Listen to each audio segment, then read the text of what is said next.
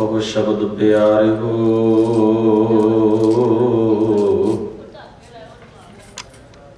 जन्म मरण की टेक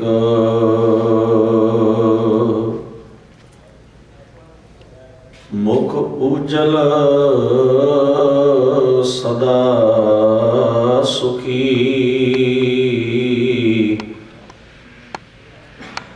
नानक सिमरत एक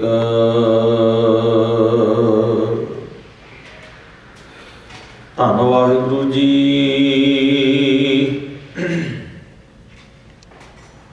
गौड़ी कबीर जी जेह मरनै सब जगत तरासिया। सो मरना गुर शब्द प्रगासिया।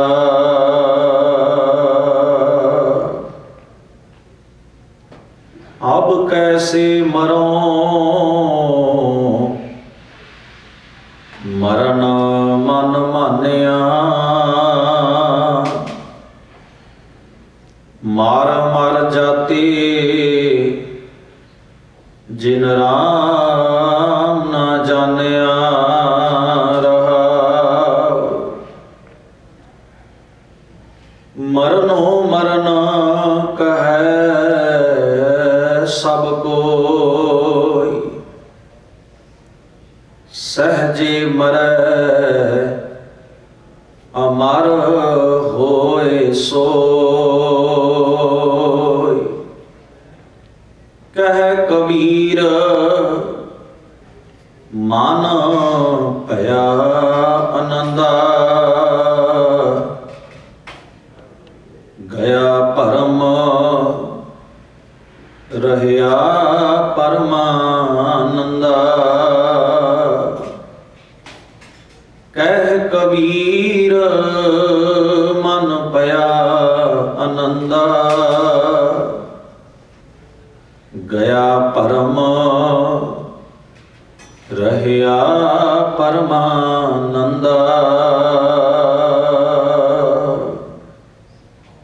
परम सत्कारयोग गरीब नवाज शब्द गुरु धन धन गुरु ग्रंथ साहिब सच्चे पातशाह दातार सतगुरां दे पावन दरबार दियां हाजरियां भर रहे गुरु सवारे सत संगी जनों। अकाल पुरख जी ने अपार कृपा बख्शिश कीती है। सत संगत रूप विच गुरु चरणा विच सज के गुरु सवारियां पासों सतगुरां दी अमृतमई पावन बाणी दा कीर्तन बड़े प्यार सत्कार नाल आप सरबत संगतां ने श्रवण कीता है। आओ जिथे आप जी ने कीर्तन राही गुरु शब्द नाल सांझ बनाई है, कुछ समय लई सतगुरु जी दी पावन बाणी दी विचार नाल अपणियां बिरतियां नूं इकागर करन दा यतन करिए। गुरमत विचारां दी आरंभता करन तो पहलां सारी संगत धन धन गुरु गोबिंद सिंह साहब महाराज जी की बख्शिश की हुई फतेह नाल सांझ बनाओ। सारे आखो जी वाहिगुरु जी का खालसा वाहिगुरु जी की फतेह। धन गुरु ग्रंथ साहब महाराज जी की पावन बाणी विच एक थाई नहीं अनेक थाई ऐसा वापरिया है कि शब्द उही हुंदा है पर उहदे प्रकरण मुताबक अर्थ बदल जाते हैं। जिवें उदाहरण वजों अमृत शब्द है गुरु ग्रंथ साहब की बाणी विच। अमृत शब्द बार बार बाणी दे विच महाराज ने वरतों च लिआंदा है, पर अमृत के अर्थ बाकी शब्द के मुताबक बदल जाते हैं। जिवें पशु मिलै चंगियाइयां खड़ खावै अमृत दें। सतगुरु आखदे भी पशु दे कोलों ये चंगियाई ये खूबी मिलती है कि वह सुक्का खा के भी अमृत समान दुध दिंदा है। दुध नूं अमृत आखिया, अमृत वर्गा दुध दिंदा है। एक थां महाराज कह रहे हैं सुखमनी साहब की पावन बाड़ी में, जे प्रसाद छत्ती ही अमृत खाहे तिस ठाकुर को रख मन माहे। हुण इत्थे 36 प्रकार के अमृत वर्गे पकवान, इत्थे इशारा पकवाना वाल है, स्वादले रस भरे खाणिया वाल 36 प्रकार के। क्योंकि गुरबाणी ने जिथे अपना फैसला दिता है वो अपनी जगह। एक जगह महाराज वेखण नूं भी अमृत आखदे ने, ब्रह्म ज्ञानी की दृष्ट अमृत बरसी, भी ओदी दृष्टि दे विचों अमृत वरसदा है। एक जगह बोलण नूं अमृत भी कहंदे ने, अमृत बोलै सदा मुख वैणी, जिहड़े मूँह तो बोल बोलदा है रब दा प्यार वाला वो अमृत समान ने। बाणी उचरै साध जन अम्यो चलै झरने, अम्यो का मतलब अमृत है। इवें हुण असीं देखिआ ते कुछ उदाहरण आपां लईआं ने। वैसे 13 को रूप अमृत शब्द के गुरु ग्रंथ साहब की बाणी च वरते गए ने। वेखण नूं अमृत आख्या, सुनण नूं भी अमृत आख्या, बोलण नूं भी अमृत आख्या, दुध नूं अमृत आख्या, पानी नूं अमृत आख्या, 36 प्रकार के स्वादले पकवानां नूं अमृत आख्या, नाम नूं अमृत आख्या, शब्द नूं अमृत आख्या। इवें कुल गुरु ग्रंथ साहब महाराज की बाणी च 13 के रूप दे वरते ने, पर हुण शब्द इको ही है।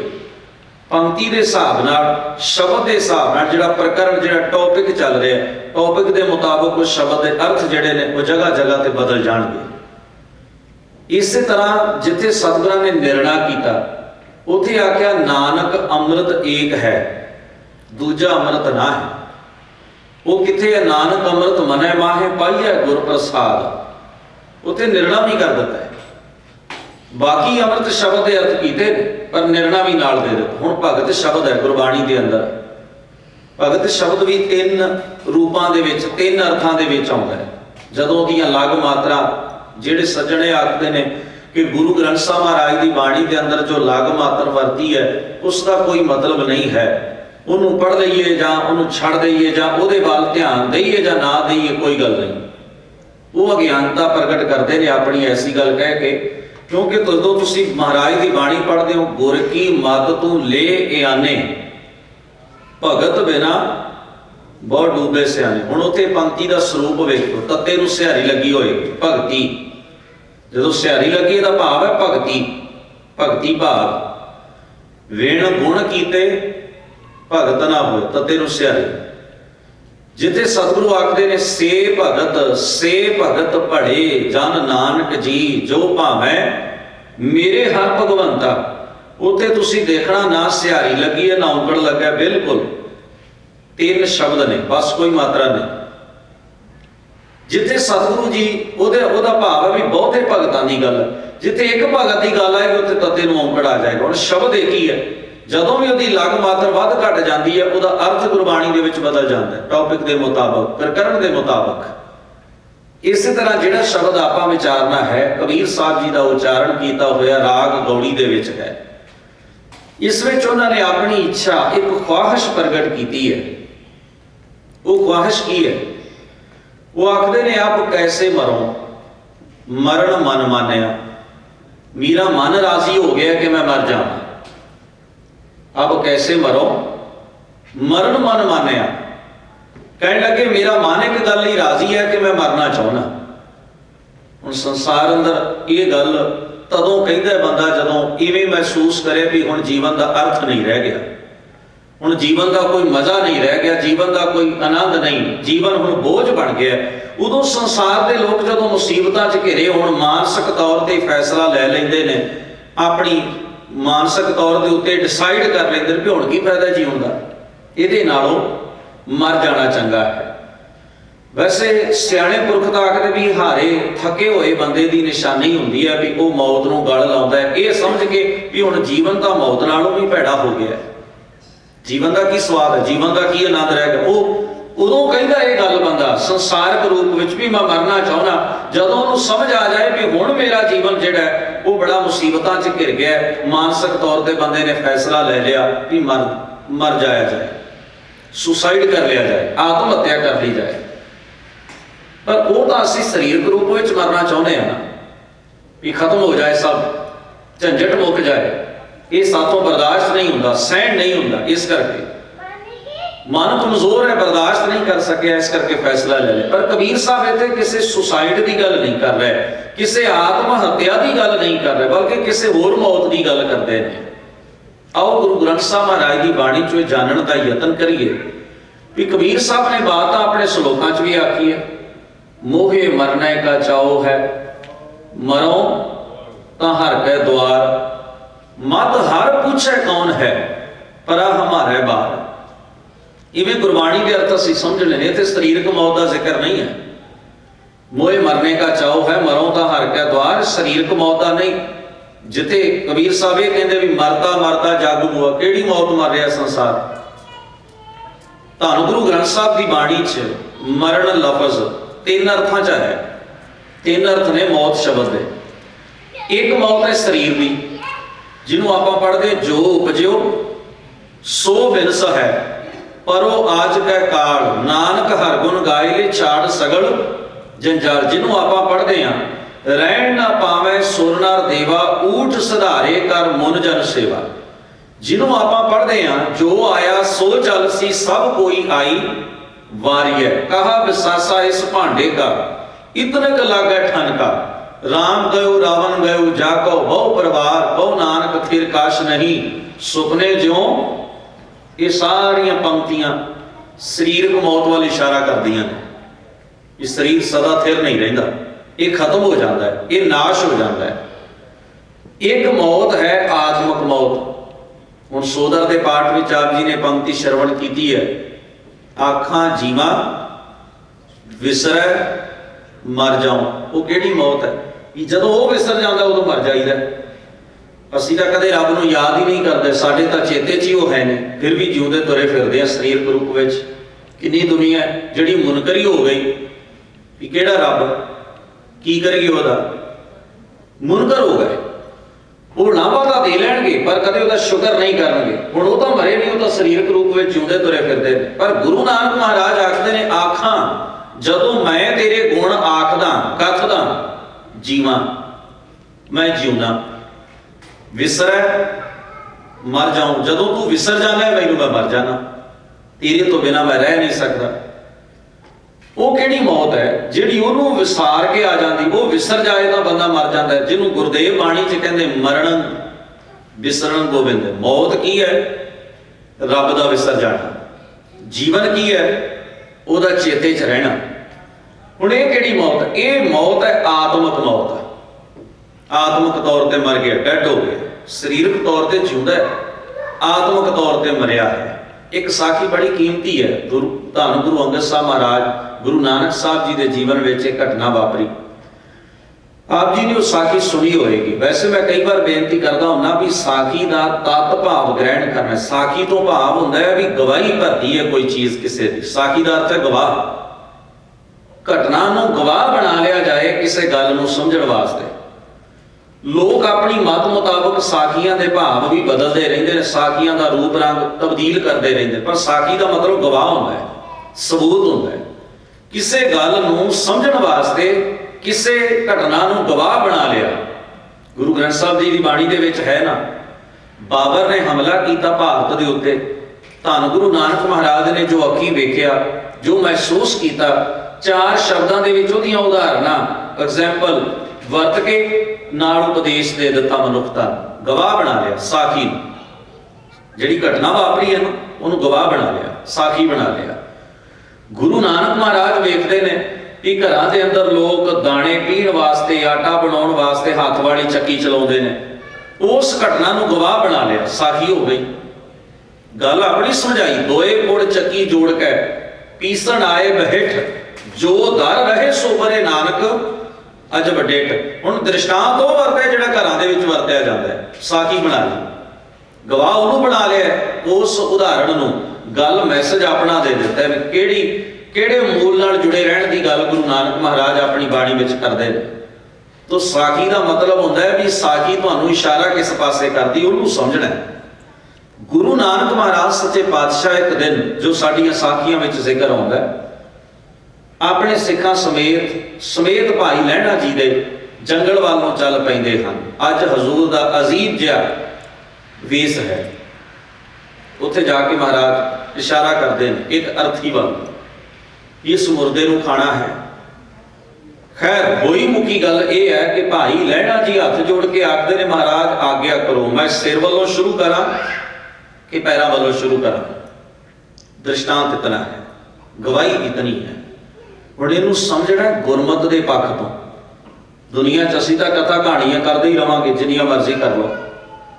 गुरमत का पक्ष की है? गुरमत का पक्ष यह है भी गुरु नानक महाराज इशारा करते हैं। कमाल की बात है भी भाई लहणा जी उस बात को समझ लेंदे ने। एक पंक्ति है 38 नंबर पौड़ी जपजी साहब की, घड़िया शब्द सच्ची टकसाल। प्रोफैसर साहब सिंह होनी जदों इस बाणी के अर्थ करते हैं तो उत्थे बड़ी प्यारी बात लिखते भी सच्ची टकसाल, जिवें सिक्के घड़े जाते हैं टकसालों के विच, शब्द घड़िया जाता सुरत दे विच। घड़िया जाता दा मतलब है कि जिस वेग विच, जिस सुरत विच, जिस एंगल तो, जिस पक्ष तो गुरु ने गल कही, सिख उस ही पक्ष तो अपनी सुरत विच उस गल नूं उवें ही मूल रूप विच बिना वाधा घाटा कीतिआं वसा लवे। समझो सिख की सुरत विच शब्द की घाट घड़ी गई। भाव सौखा समझा दियां भी गुरु जिस तरह गल कहते उस तरह ही सिख ने मन ली। कोई वाधा घाटा इधर उधर जरा जिन्ना नहीं होना पे। इनू बाणी च आख्या साध कै संग ना बींगा पैर, पैर विंगे पासे नहीं जाता। ये नहीं भी गुरु कुछ होर आखे तो आप कुछ होर करते रहिए। गुरु जो कहते ने वो मन लिया, उस रूप में ही मन लिया, बिना वाधा घाटा, बिना कोई हीर हुज्जत कीतिया, बिना कोई उहदे विच अपनी चतुराई विखाया। जिवें गुरु ने मूल रूप में गल आखी उस गल के भाव नूं समझ लिया, अर्थ नूं ग्रहण कर लिया। हुण जिवें कोई संगीतकार है, कितनी लंबी साधना, कितनी लंबी मेहनत करके वो कितना लंबा समा इस काम उत्ते ला के, ते मेरे वर्गा बंदा जिन्हें कभी कुछ सुनिया कुछ कथिया ना हो वो आके आके भी तेन तो गाना ही नहीं आता। ये संगीत की चीज़ हुई, ये साज क्या चीज़ हुई, तू किहो जी आवाज़ां कढ़दा वो मैं उहदे ते उजर करा। मैनूं संगीत बारे कख नहीं पता, मैं उहदे ते उजर कर दियां। पर ये जानने की बात है। कोई कवि होवे, कविता दे विच नौ रस वरते गए, पिंगल वरते गए, कल्पना वरती गई। मैं कवि की कलम चुका तो मैं वो सारी कविता के उत्ते लकीर फेर दियां भी ये की है, कख भी नहीं है।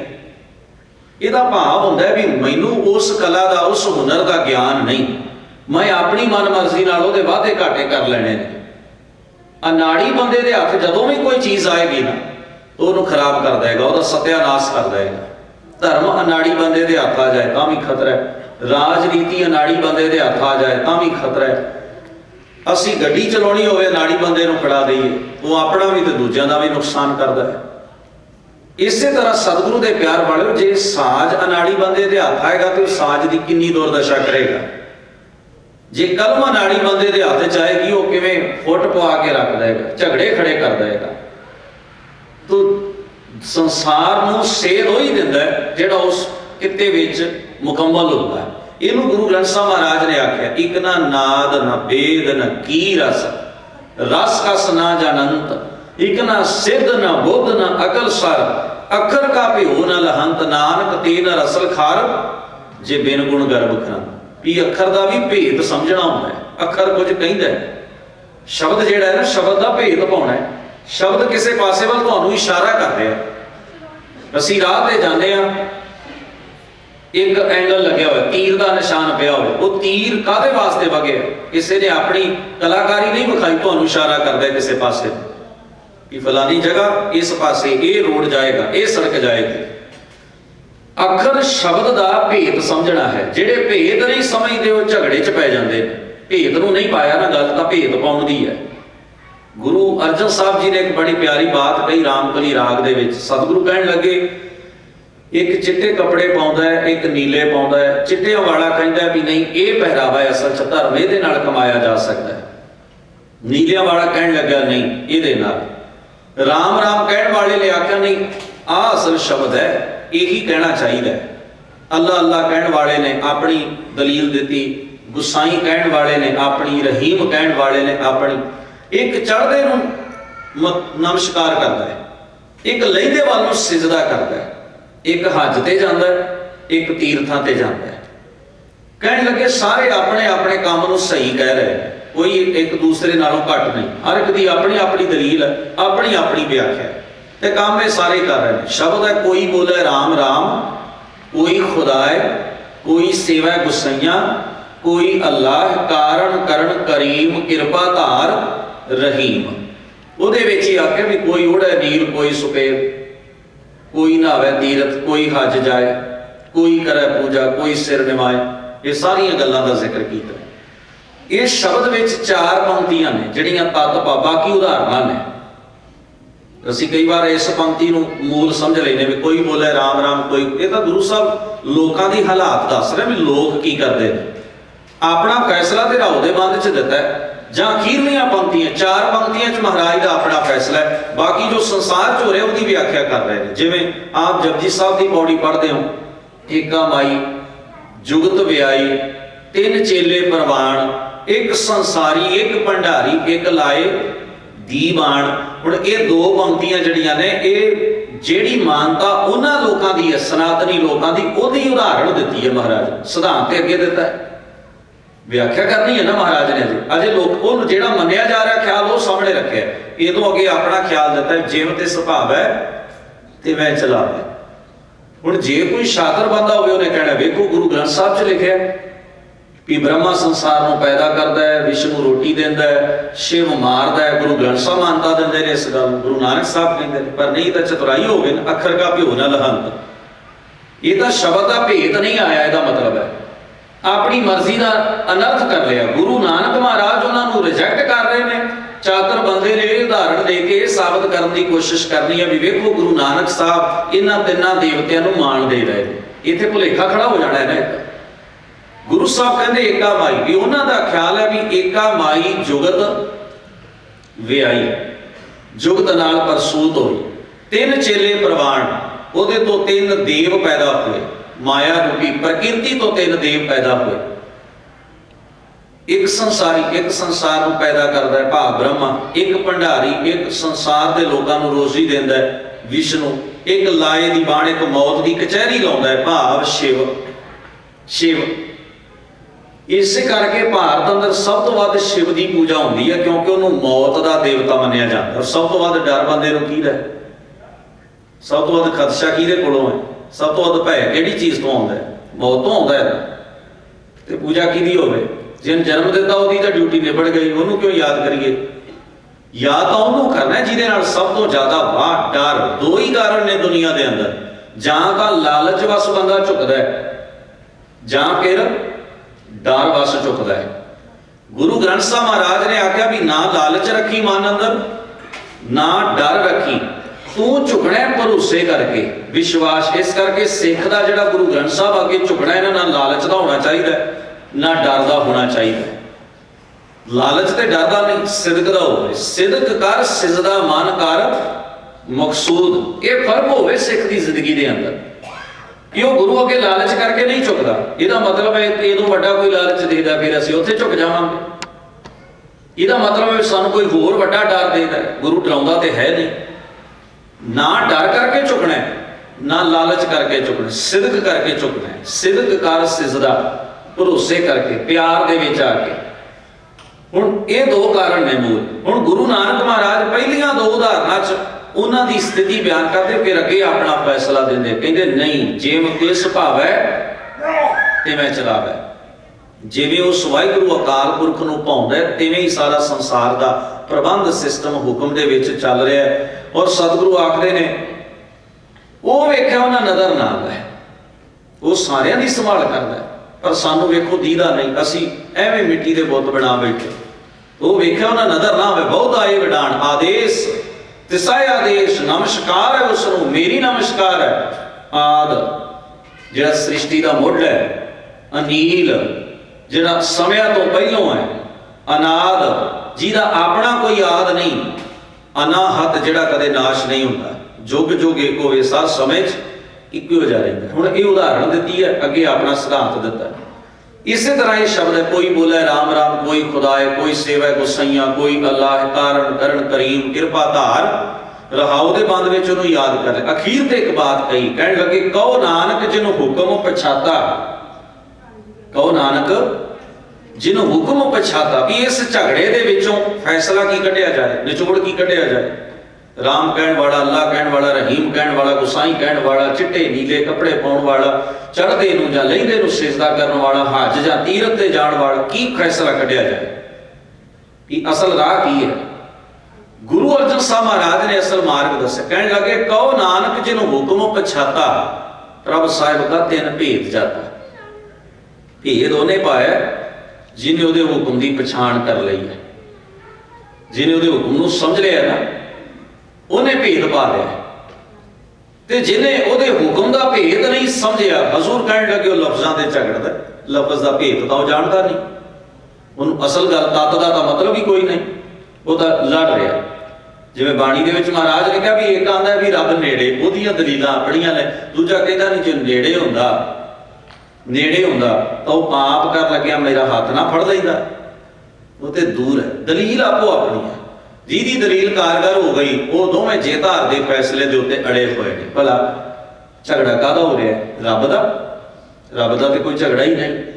ਝਗੜਾ ਤੇ ਹੰਕਾਰ ਦਾ ਹੈ ਸਾਰਾ, ਹਉਮੈ ਦਾ ਝਗੜਾ ਹੈ ਸਾਰਾ, ਰੱਬ ਦਾ ਕੋਈ ਝਗੜਾ ਨਹੀਂ। ਲੋਕ ਕਹਿੰਦੇ ਨੇ ਨਾ ਵੀ ਜਿੰਨੀ ਦੁਨੀਆ ਦੇ ਅੰਦਰ ਧਰਮ ਦੇ ਨਾਂ ਤੇ ਕਤਲੇਆਮ ਹੋਈ ਹੈ, ਧਰਮ ਦੇ ਨਾਂ ਦੇ ਉੱਤੇ ਲੋਕ ਲੜਾਈਆਂ ਲੜਦੇ ਨੇ, ਧਰਮ ਨੇ ਆਹ ਕਰ ਦਿੱਤਾ, ਧਰਮ ਦੀ ਤਾਂ ਕੋਈ ਲੜਾਈ ਹੈ ਨਹੀਂ, ਲੜਾਈ ਤਾਂ ਸਾਡੇ ਹੰਕਾਰ ਦੀ ਹੈ। ਧਿਆਨ ਦਿਓ, ਧਰਮ ਦੀ ਕਾਹਦੀ ਲੜਾਈ ਹੋ ਸਕਦੀ? ਧਰਮ ਲੜਾਉਂਦਾ? ਧਰਮ ਨਹੀਂ ਲੜਾਉਂਦਾ। ਭਾਈ ਗੁਰਦਾਸ ਜੀ ਦੇ ਬਚਨ ਪੜ੍ਹੋ, ਉਹ ਲਿਖਦੇ ਨੇ ਰਾਣਾ ਰੰਗ ਬਰਾਬਰੀ ਪੈਰੀ ਪਵਣਾ ਜਗ ਵਰਤਾਇਆ, ਉਲਟਾ ਖੇਲ ਪਿਰਮਦਾ ਪੈਰਾਂ ਉੱਪਰ ਸੀਸ ਨਿਵਾਇਆ, ਕਲਯੁਗ ਬਾਬੇ ਤਾਰਿਆ ਸਤਨਾਮ ਪੜ੍ਹ ਮੰਤਰ ਸੁਣਾਇਆ।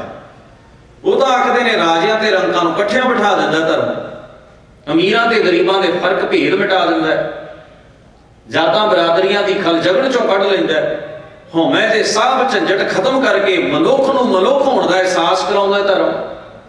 ਪਰ ਜੇ ਹੁਣ ਮੇਰੇ ਵਰਗਾ ਬੰਦਾ ਨਾ ਧਰਮ ਦਾ ਵਰਤ ਲੈ ਤੇ ਗਰਜ ਨਿੱਜੀ ਹੋਵੇ, ਤੈਨੂੰ ਤੁਸੀਂ ਧਰਮ ਦਾ ਦੋਸ਼ ਤਾਂ ਨਹੀਂ ਨਾ ਕੱਢ ਸਕਦੇ, ਧਰਮ ਦਾ ਦੋਸ਼ ਤਾਂ ਨਹੀਂ ਨਾ ਕੱਢ ਸਕਦੇ। ਕਿਸੇ ਘਰ ਵਿੱਚ ਚੋਰ ਆਵੜੇ ਤੇ ਘਰ ਨਹੀਂ ਢਾ ਦੇਈਦਾ, ਚੋਰ ਨੂੰ ਘਰੋਂ ਬਾਹਰ ਕੱਢੀਦਾ। ਜੇ ਆਪਣੇ ਦਾਮਨ ਦੇ ਉੱਤੇ ਬੱਚਾ ਗੰਦਗੀ ਨਾਲ ਲਿਬੜ ਜਾਏ ਤਾਂ ਉਹਨੂੰ ਗਾਰਬੇਜ ਨਹੀਂ ਸੁੱਟ ਆਈਦਾ, ਉਹਨੂੰ ਉਹਦੇ ਅੰਗ ਧੋ ਲਈਦੇ, ਉਹਨੂੰ ਸਾਫ਼ ਕਰ ਲਈਦਾ। ਆਪਣਾ ਕੋਈ ਅੰਗ ਗੰਦਗੀ ਨਾਲ ਭਰ ਜਾਏ ਤੇ ਅਸੀਂ ਸਾਫ਼ ਕਰਦੇ ਹਾਂ ਕਿ ਉਹਨੂੰ ਕੱਟ ਦਿੰਦੇ ਹਾਂ, ਸਾਫ਼ ਕਰਦੇ ਹਾਂ। ਬਸ ਕੁਝ ਗਲਤ ਐਂਗਲ ਲੈ ਲਿਆ ਕੁਝ ਬੰਦਿਆਂ ਨੇ, ਉਹਨਾਂ ਨੇ ਸ਼ਾਇਦ ਧਰਮ ਉਹ ਸਮਝ ਲਿਆ ਜਿਹੜਾ ਆਮ ਤੌਰ ਤੇ ਲੋਕ ਬਾਹਰ ਰੌਲਾ ਰੱਪਾ ਜਿਹਦਾ ਜ਼ਿਆਦਾ ਪਾਉਂਦੇ ਨੇ, ਕਰਮਕਾਂਡ ਕਰ ਲੈ, ਮਨ ਮੱਤਾਂ ਕਰ ਲਈਆਂ, ਵਹਿਮ ਭਰਮ ਪੂਰੇ ਕਰ ਲੈ, ਉਹਨਾਂ ਨੂੰ ਨਜ਼ਰ ਆਇਆ ਵੀ ਸ਼ਾਇਦ ਇਹੋ ਹੀ ਧਰਮ। ਜੇ ਉਹਨਾਂ ਨੂੰ ਭੁਲੇਖਾ ਤੇ ਭੁਲੇਖਾ ਤੇ ਉਹਨਾਂ ਨੂੰ ਵੀ ਹੈ ਨਾ। ਜਿਹਦਾ ਭਾਵ ਹੈ ਵੀ ਗੁਰੂ ਨਾਨਕ ਮਹਾਰਾਜ ਜਿਸ ਬਾਤ ਨੂੰ ਧਰਮ ਆਖਦੇ ਨੇ ਉਹਦੀ ਸਮਝ ਨਹੀਂ ਆਈ। ਤੋ ਝਗੜਾ ਨਾ ਧਰਮ ਦਾ ਨਾ ਰੱਬ ਦਾ। ਝਗੜਾ ਕਾਹਦਾ? ਆਪਣੀ ਈਗੋ ਦਾ, ਆਪਣੇ ਹੰਕਾਰ ਦਾ। ਕੋਈ ਬੋਲੇ ਨਿਰਵਾ, ਕੋਈ ਬੋਲੇ ਦੂਰ, ਜਲ ਕੀ ਮਾਛਲੀ ਚਰੇ ਖਸੂਰ। ਭਗਤ ਨਾਮਦੇਵ ਸਾਹਿਬ ਆਖਦੇ ਵੀ ਇੱਕ ਕਹਿੰਦਾ ਨੇੜੇ, ਦੂਜਾ ਕਹਿੰਦਾ ਦੂਰ। ਹੁਣ ਦੋਵਾਂ ਦਾ ਆਪਣਾ ਆਪਣਾ ਮਹਿਸੂਸ ਕਰਨ ਦਾ ਢੰਗ ਹੈ। ਇੱਕ ਸਮਝਦਾ ਹੀ ਨਹੀਂ ਉਹਨੂੰ ਨੇੜੇ, ਇਸ ਕਰਕੇ ਭਈ ਉਹਨੇ ਦੂਰ ਹੀ ਕਹਿਣਾ, ਤੇ ਦੂਸਰਾ ਖਿੱਚਦਾ ਹੈ ਉਹਦੇ ਉੱਤੇ, ਤੂੰ ਦੂਰ ਕਿਉਂ ਕਹਿੰਦਾ, ਤੂੰ ਨੇੜੇ ਕਿਉਂ ਨਹੀਂ ਕਹਿੰਦਾ। ਉਹਨੂੰ ਜ਼ਬਰਦਸਤੀ ਦਲੀਲ ਨਾਲ ਮਨਾਉਣਾ ਚਾਹੁੰਦਾ ਹੈ, ਨਹੀਂ ਮੰਨੇਗਾ। ਦਲੀਲ ਦੀ ਵੀ ਆਖਰ ਦਲੀਲ ਹੁੰਦੀ, ਨਹੀਂ ਮੰਨੇਗਾ। ਉਹਨੂੰ ਮਨਾ ਕੇ ਤੂੰ ਲੈਣਾ ਕੀ ਹੈ? ਵੱਡੀ ਗੱਲ ਹੈ, ਉਹਨੂੰ ਮਨਾ ਕੇ ਤੂੰ ਕੀ ਲੈਣਾ? ਜਦੋਂ ਉਹਦੇ ਅੰਦਰ ਮਹਿਸੂਸ ਕਰਨ ਦੀ ਭਾਵਨਾ ਹੀ ਨਹੀਂ ਤਾਂ ਉਹਨੂੰ ਤੂੰ ਧੱਕੇ ਨਾਲ ਕਿਵੇਂ ਮਨਾ ਸਕ? ਉਹ ਖਿੱਚ ਰਿਹਾ, ਉਹ ਵੀ ਖਿੱਚ ਰਿਹਾ, ਦੋਵੇਂ ਦਲੀਲਬਾਜ਼ੀ ਤੇ ਝਗੜਾ ਕਰਦੇ ਨੇ ਆਪਸ ਵਿੱਚ। ਹੁਣ ਨਾਮਦੇਵ ਸਾਹਿਬ ਬੜੇ ਸਹਿਜ ਨਾਲੇ ਜਵਾਬ ਦਿੰਦੇ, ਕਹਿਣ ਲੱਗੇ ਕਿ ਮੈਂ ਪਤਾ ਕੀ ਮਹਿਸੂਸ ਕਰਦਾ ਦੋਵਾਂ ਦੀ ਹਾਲਤ ਤੋਂ। ਜਿਹੜਾ ਕਹਿੰਦਾ ਦੂਰ ਹੈ ਇਹਦਾ ਮਤਲਬ ਇਹ ਨੇੜੇ ਮਹਿਸੂਸ ਨਹੀਂ ਕਰਦਾ। ਤੇ ਪੁੱਛਿਆ ਨਾਮਦੇਵ ਸਾਹਿਬ ਜਿਹੜਾ ਨੇੜੇ ਆਖਦਾ ਹੈ ਉਹ ਖਿੱਚਦਾ ਕਿਉਂ ਹੈ? ਕਹਿਣ ਲੱਗੇ ਮਹਿਸੂਸ ਉਹ ਵੀ ਨਹੀਂ ਕਰਦਾ। ਜੋ ਮਹਿਸੂਸ ਕਰੇ ਤਾਂ ਉਸ ਬੰਦੇ ਦੇ ਗਲ ਕਿਉਂ ਪਵੇ? ਉਹਦੇ ਚ ਉਹਨੂੰ ਰੱਬ ਨਹੀਂ ਦੀਦਾ। ਕੀ ਸਾਬਤ ਕਰਨਾ ਚਾਹੁੰਦਾ ਰੱਬ ਨੂੰ ਨੇੜੇ ਕਰਕੇ? ਅੰਦਰ ਦੀ ਖਿੱਚ ਤੇ ਗਈ ਨਹੀਂ, ਰੱਬ ਦੇ ਬੰਦੇ ਤੇ ਤਰਸ ਤਾਂ ਆਇਆ ਨਹੀਂ ਕਿ ਜੇ ਮੇਰੇ ਨਾਲ ਕਿਸੇ ਦਾ ਵਿਚਾਰ ਨਹੀਂ ਮਿਲਦਾ ਤੇ ਇਹਦਾ ਮਤਲਬ ਇਹ ਥੋੜੀ ਉਹਦਾ ਗਲ ਕੱਢ ਦੇਣਾ, ਇਹਦਾ ਮਤਲਬ ਇਹ ਥੋੜੀ ਮੈਂ ਉਹਦੇ ਤੇ ਖਿੱਚੀ ਜਾਣਾ, ਉਹਦੇ ਤੇ ਕਿਸੇ ਕਿਸਮ ਦਾ ਝਗੜਾ ਕਰਨਾ ਉਹਦੇ ਨਾਲ। ਨਹੀਂ, ਇਹ ਤਾਂ ਹਲੇਮੀ ਦਾ ਰਾਹ ਹੈ, ਧੀਰਜ ਦਾ ਮਾਰਗ ਹੈ ਧਰਮ ਦਾ। ਔਰ ਉਹ ਖਿੱਚਦਾ, ਕਹਿਣ ਲੱਗੇ ਇਹ ਵੀ ਮਹਿਸੂਸ ਨਹੀਂ ਕਰਦਾ, ਪਰ ਇਹਨੇ ਕਿਸੇ ਤੋਂ ਸੁਣ ਰੱਖਿਆ ਵੀ ਨੇੜੇ ਐ, ਇਸ ਕਰਕੇ ਕਹੀ ਜਾਂਦਾ। ਹੁਣ ਉਹਨੂੰ ਉਹ ਕਹਿਣ ਲੱਗੇ ਵੀ ਮੈਨੂੰ ਇਵੇਂ ਲੱਗਦਾ ਜਿਵੇਂ ਪਾਣੀ 'ਚ ਰਹਿਣ ਵਾਲੀ ਮੱਛੀ ਜਿਹੜੀ ਹੈ ਨਾ, ਉਹਦਾ ਜੀਵਨ ਤੇ ਪਾਣੀ ਹੈ, पानी च रहने वाली मच्छी ये सोचा सोचती है भी मैं खजूर के दरखत ते चढ़ना, जल की माछली चरे खजूर। काहे रे बकवाद लायो, कादे लिए झगड़ा करते हो, विवाद करते हो। जिन हर पायो इन्हें छपायो। छपायो का अर्थ है भी उन्हें लुको लिया, बुकल च लै लिया। छपायो का मतलब है भी वो इस चीज़ को झगड़े का विषय नहीं बनाता, लड़ाई का कारण नहीं बनाता, वो धक्के नाल किसी को मनाउणा नहीं चाहता। जिन हर पायो तिन्हें छपायो। पंडित होए कह वेद बखाने मूर्ख नाम दियो, रामै जाने। पंडित सिद्ध करना चाहते दलील नाल, पर मैं तो इस पक्षों मूर्ख हाँ। नामदेव साहब कहते मैनू पंडिताऊ ज्ञान नहीं आता, मैनू पंडितां वर्गे टोटके नहीं आते, मैं तो केवल जानदा। वो कथदा मैं जानदा, दोवां च इह फर्क है। वो महसूस करन तो विरवा है, मैं महसूस करन च भरोसा रखदा। इस करके वो खिजिया रहिंदा रब की गल करदे, मैं नहीं खिजदा। फर्क ये है दोवां चीज़ां दे विच। ये जीवन की व्याख्या करती है बाणी। गुरबाणी का जीवन की व्याख्या कर रही है कि असल धर्मी जीवन, असल सुचा जीवन, असल गुणा वाला जीवन किहड़ा है, उसकी सचियारे जीवन की व्याख्या इस तरह शब्दों के राही महाराज ने साडे सामने की। तो मैं बेनती कर रहा सा भी गल का भेद नूं समझण दी है शब्द का।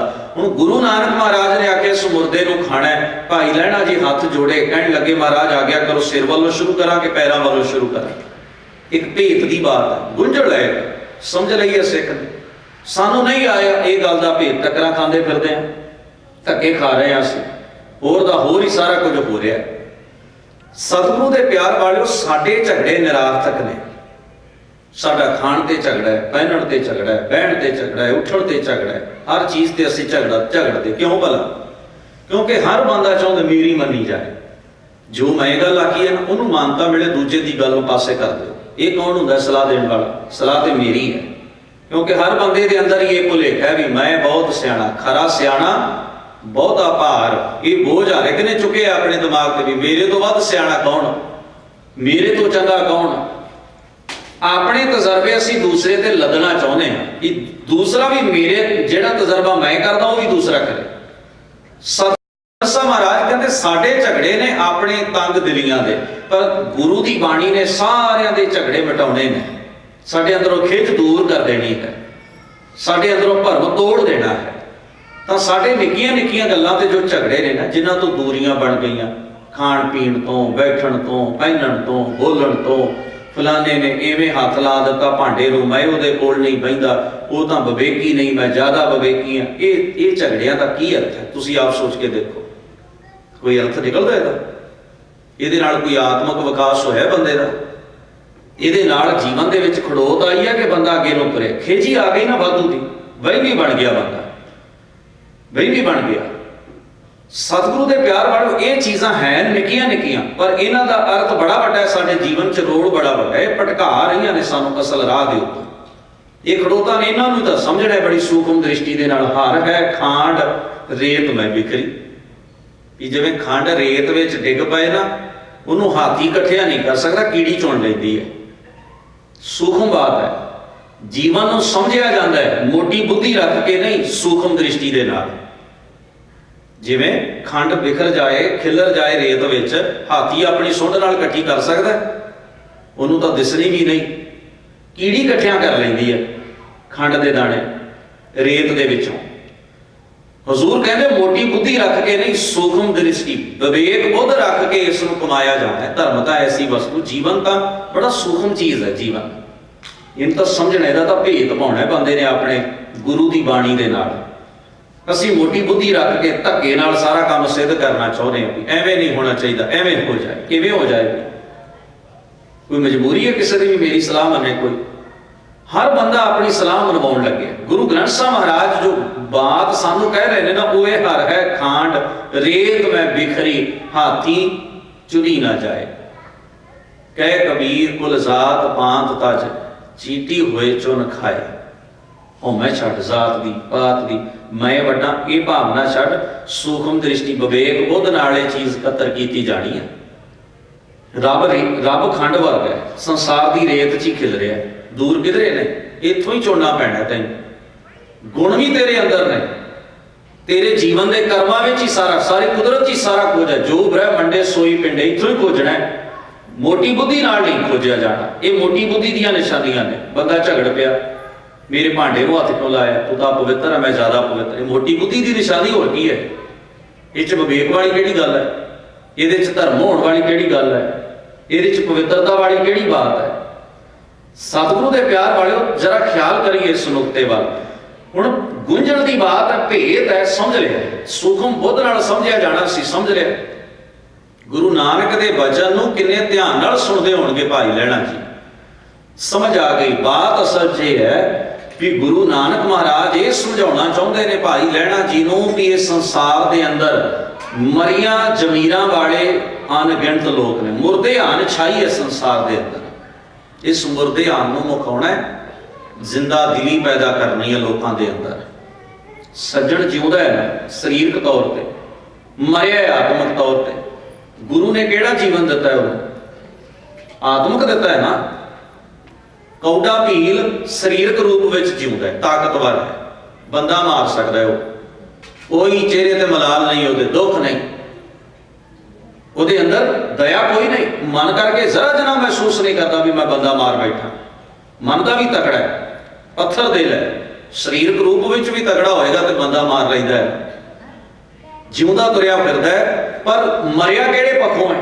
ਆਤਮਿਕ ਤੌਰ ਤੇ ਮਰਿਆ। ਗੁਰੂ ਨੇ ਕਿਹੜਾ ਜੀਵਨ ਦਿੱਤਾ ਹੈ? ਉਹਨੂੰ ਆਤਮਿਕ ਦਿੱਤਾ ਹੈ ਨਾ। ਜਿਹੜਾ ਜੀਵਨ ਗੁਰੂ ਬਖਸ਼ਿਸ਼ ਕਰ ਰਿਹਾ ਉਹਦੇ ਨਾਲ ਸੱਜਣ ਠੱਗ ਨੇ ਸਾਧ ਬਣਨਾ ਹੈ। ਜਿਹੜਾ ਜੀਵਨ ਗੁਰੂ ਦੇ ਰਿਹਾ ਨਾ ਉਹਦੇ ਨਾਲ ਭੂਮੀਏ ਚੋਰ ਨੇ ਨੇਕ ਬੰਦਾ ਬਣਨਾ ਹੈ। ਜਿਹੜਾ ਜੀਵਨ ਗੁਰੂ ਦੇ ਰਹੇ ਨੇ ਆਪਣੀ ਬਾਣੀ ਦੇ ਰਾਹੀਂ ਉਹਦੇ ਨਾਲ ਕਿਸੇ ਮਲਕ ਭਾਗੋ ਨੇ ਰਿਸ਼ਵਤਾਂ ਵੱਲੋਂ ਤੌਬਾ ਕਰਕੇ, ਜ਼ੁਲਮ ਵੱਲੋਂ ਤੌਬਾ ਕਰਕੇ ਨੇਕੀ ਦੇ ਰਾਹ ਦੇ ਉੱਤੇ ਤੁਰਨਾ ਹੈ। ਉਹ ਜੀਵਨ ਦੀ ਬਾਤ ਹੋ ਰਹੀ ਵੀ ਜਦੋਂ ਤੂੰ ਵਿਸਰਦਾ ਹੈ ਨਾ ਬੰਦਾ ਆਤਮਿਕ ਮੌਤ ਤੇ ਮਰ ਜਾਂਦਾ ਹੈ। ਆਖਾਂ ਜੀਵਾਂ ਵਿਸਰੈ ਮਰ ਜਾ। ਇੱਕ ਤੀਸਰੀ ਬਾਤ ਮਹਾਰਾਜ ਨੇ ਬਾਣੀ ਚ ਕਹੀ। ਹੁਣ ਇੱਕ ਹੈ ਸਰੀਰਕ ਮੌਤ, ਉਹ ਸਭ ਨੇ ਮਰਨਾ ਹੈ। ਰਾਣਾ ਰਾਉ ਨਾ ਕੋਰ ਹੈ ਰੰਗ ਨਾ ਤੁੰਗ ਫਕੀਰ, ਵਾਰੀ ਆਪੋ ਆਪਣੀ ਕੋਏ ਨਾ ਬੰਦ ਹੈ ਧੀਰ। ਇੱਕ ਹੈ ਆਤਮਿਕ ਮੌਤ, ਉਹਦੇ ਤੋਂ ਬਚਣਾ ਹੈ ਤਾਂ ਬਾਣੀ ਨਾਲ ਜੁੜਨਾ ਹੈ, ਰੱਬ ਦੇ ਗੁਣਾਂ ਨਾਲ ਜੁੜਨਾ ਹੈ। ਇੱਕ ਹੈ ਵਿਕਾਰਾਂ ਵੱਲੋਂ ਮਰਨਾ। ਜੇ ਆਤਮਿਕ ਮੌਤ ਤੋਂ ਬਚਣਾ ਹੈ, ਆਤਮਿਕ ਜੀਵਨ ਪਾਉਣਾ ਹੈ, ਇਹ ਮੌਤ ਧਰਮੀ ਨੂੰ ਮਰਨਾ ਪੈਂਦਾ ਹੈ। ਸ਼ਬਦ ਮਰੋ ਫਿਰ ਜੀਵੋ ਸਦ ਹੀ, ਤਾਂ ਫਿਰ ਮਰਨ ਨਾ ਹੋਈ। ਕਹਿੰਦੇ ਸ਼ਬਦ ਰਾਹੀਂ ਮਰ ਜਾਓ, ਆਪਾ ਭਾਵ ਮਾਰ ਲਓ। ਆਪਾ ਭਾਵ ਮਾਰਨਾ, ਜਿਹੜਾ ਸ਼ਬਦ ਪੜ੍ਹਦੇ ਹੋ ਤੁਸੀਂ, ਪਹਿਲਾ ਮਰਨ ਕਬੂਲ, ਜੀਵਨ ਕੀ ਛੱਡ ਆਸ। ਕਿਹੜੀ ਮੌਤ? ਆਪਾ ਭਾਵ, ਹੰਕਾਰ ਛੱਡ ਦਿੱਤਾ, ਹਉਮੈ ਛੱਡ ਦਿੱਤੀ, ਆਪਣੇ ਔਗਣ ਛੱਡਣ ਲਈ ਬੰਦਾ ਤਿਆਰ ਹੋ ਗਿਆ, ਆਪਣੇ ਆਪ ਨੂੰ ਗੁਰੂ ਦੇ ਸਮਰਪਿਤ ਕਰ ਦਿੱਤਾ ਵੀ ਜਿਵੇਂ ਤੂੰ ਚਾਹੇ ਉਵੇਂ ਮੈਨੂੰ ਰੱਖ ਲੈ। ਇਹ ਹੈ ਵੀ ਆਪਣਾ ਸਾਰਾ ਜੀਵਨ ਛੱਡ ਦਿੱਤਾ। ਇਹ ਹੈ ਮੌਤ।